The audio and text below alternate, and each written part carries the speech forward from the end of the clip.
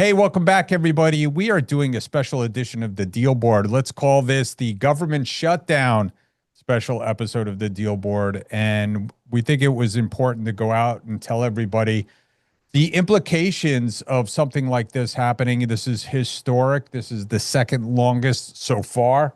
Certainly looks like it could be the longest shutdown.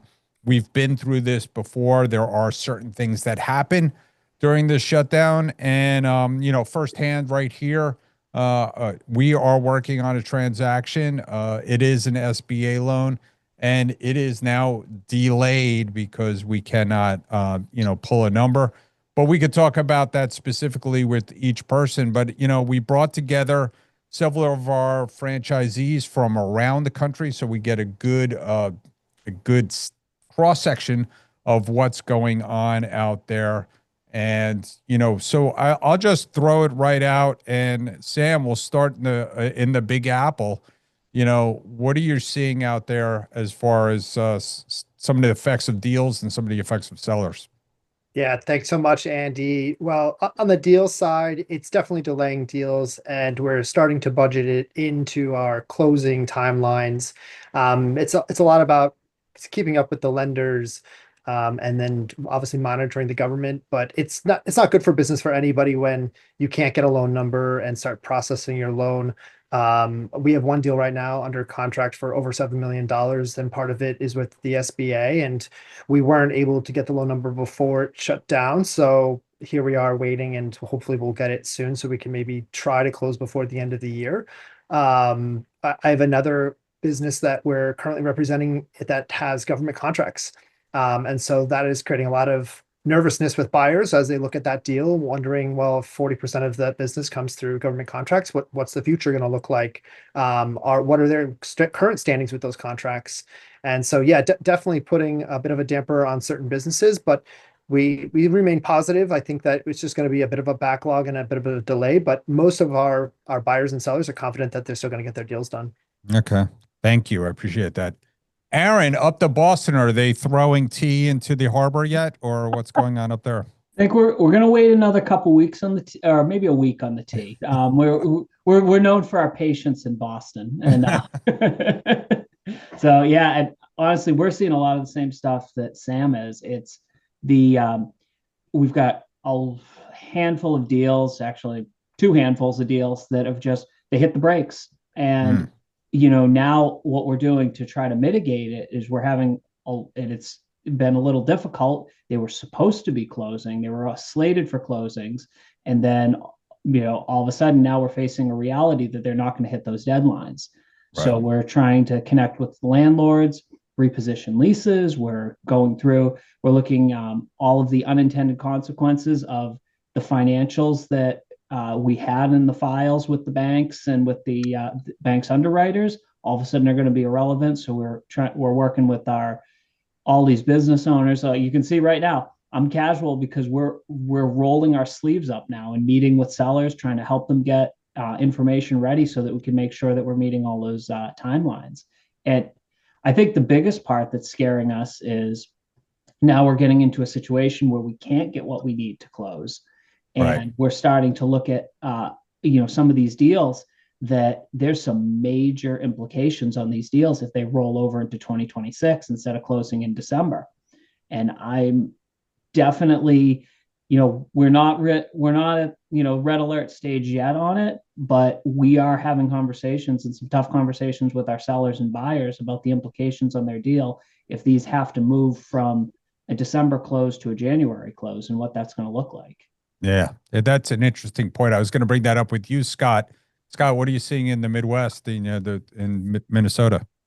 Yeah, well, we're fortunate probably just in the deal stage that we have most of our things that are happening today that so far it hasn't had a super negative impact. Deals are progressing on either side of getting the number.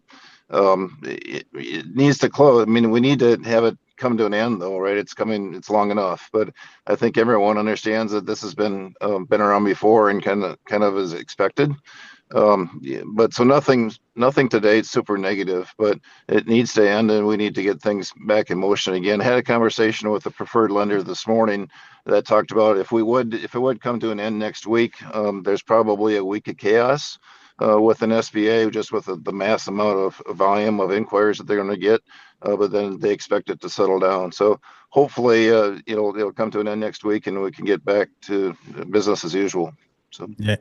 Yeah, that's a good point. And just for everybody out there listening, what we're specifically talking about is SBA must pull a number. The SBA bet, the banks, even if they're a preferred lender and can underwrite it themselves, they have to have a number which is in the computer system, which is currently shut down. And beyond that, Dion, you could start with this out in Utah. You were talking about to get an SBA loan. A lot of the lenders pull tax returns, and that system is currently down, right? Right. Well, and even not for an SBA loan, banks don't like to rely on tax returns that are handed to them by the seller. They pull them directly from the IRS. And right now, we have a deal where the bank is ready to fund. We actually have an SBA number on this deal, but they can't pull the updated tax returns because the IRS is not releasing them. So here's an unintended consequence where the bank has the number. And I also wanted to clarify quickly that, the SBA loans, it's not even government money. That's not the issue. It's just that the SBA needs to provide a number for the insurance on the loan. And that's what's frustrating, because the banks are like, we have the money to lend. We just can't give it to you until we get this one piece of data. But not being able to have independently copies of the tax returns is also having an impact. And I think we're going to start seeing more impact, just businesses that are using resources like small business development centers that are funded through the SBA. I mean, these are all programs that help our core clientele succeed, and they're not able to access those resources. Yeah, agreed. So, Jonathan, I would imagine the same on the West Coast. You're seeing some of these delays. What are you working through some of your deals? Yeah, so what can I say that hasn't already been said? But we're experiencing some of the same things. Maybe I could give a little bit more optimistic Sure. approach. So I think it's we've for the timing of most of the deals that we've got going on towards the end of the year, they either want to do it by the end of the year or at the beginning of the new year. So for us, we're working through our deals as normal, where we might have a November closing.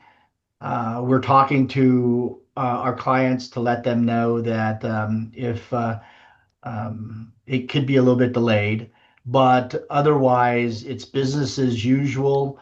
And if we need to push a week or two back, then that's fine for most of our deals. And as long as the shutdown doesn't last too long, I think we're going to be okay.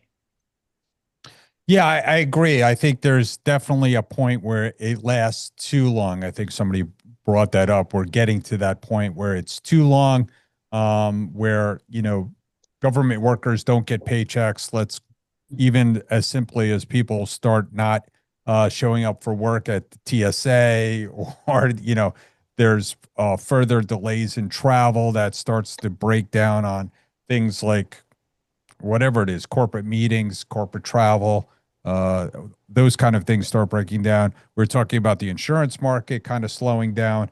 I've heard that some of the guys getting flood insurance, trying to get flood insurance for some of these deals, has been also slowed down, or, they can't pull a national flood insurance policy for a deal. So there's a lot of unintended consequences that go into somebody like trying to get a deal done. Yeah, timing wise, everybody got their tax returns done, but you can't pull them right now. And it is interesting that we are at the end of the year, like Jonathan said. I thought that was a great point, that you either wanted to get the deal done by the end of the year, or everybody's saying, okay, we're close enough to the end of the year. This is a big deal, a lot of tax implications. We want to wait till January 2nd. But to get all this done, to get all these underwriting things done by the beginning of the year, we're going to have to open up soon. Anybody? Go ahead, Dion. And another unintended consequence is, the banks are trying to underwrite as best they can, but if they have to wait for an SBA number, depending on how long they have to wait, they'll have to get new year-to-date numbers and have to underwrite the loan again. So that will also create, once the government opens back up, if there's a change in the financials, they have to re-underwrite the loan. I mean, we've got a couple of deals where it's like, all right, the bank is ready to pull the trigger, but they didn't get the number in time. Hopefully this doesn't drag on so long where they need to get updated financials and redo the underwriting. Yeah. Yeah. I think Aaron was talking about that the files, they're trying to keep their files up to date on some of these loans. Right. And go ahead. Anybody else wanted to chime in? Go ahead, Sam. I just love to share for our listeners. The SBA did release a report of how many loans and total value is essentially on standby. And they're estimating over 4,800 loans have been put on standby, which Wow. would equate to about $2.5 billion that was not distributed to small businesses. And I'm a big believer in New York, especially like small businesses are the lifeblood of our economy. And so it's really sad to see that part of it, right? How many small business owners are basically just waiting and been kind of put to the side while this goes on. And Yeah. I would say that sounds low. Yeah. 'Cause Right. how many banks haven't even submitted because they're just waiting for the government to reopen? Right. I mean, that's just loans that have not been That funded are on, that are right. on Well, file, I think. or Yeah. that haven't gotten the number yet, so the banks can't fund. Yeah. Yeah. It's That's incredible. important, and that's important to note too, because only the PLP or the preferred lenders can even submit right now, so they don't know anything from the other 50% of banks. Right. Right. That need the actual approval. Yeah. Absolutely.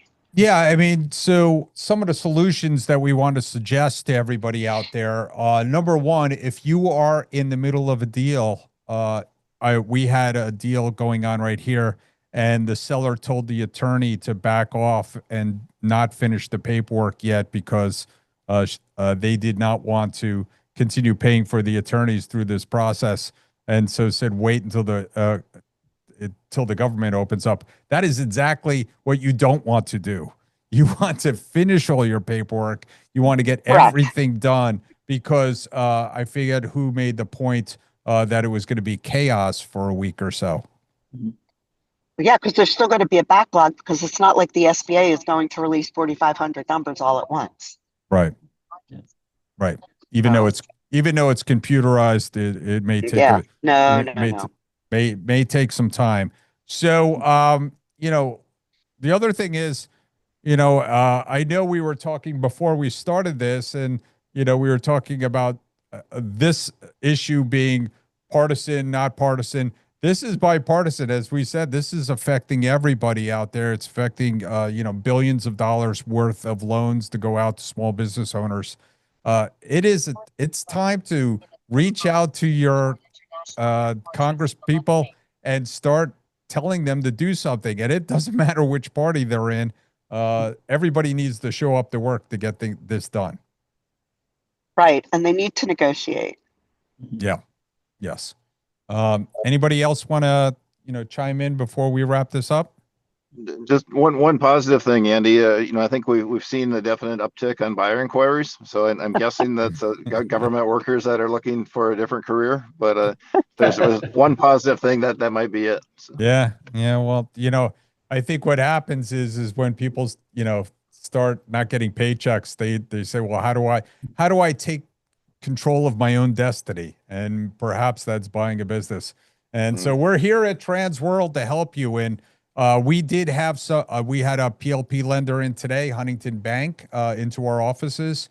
We spoke with them directly about what they're doing. They did pull a whole bunch of numbers, but again, they can't write some of these loans because even though they have the numbers, they can't finish up some of the files for all the reasons we just talked about. So Everybody needs to work to continue doing deals and getting ready.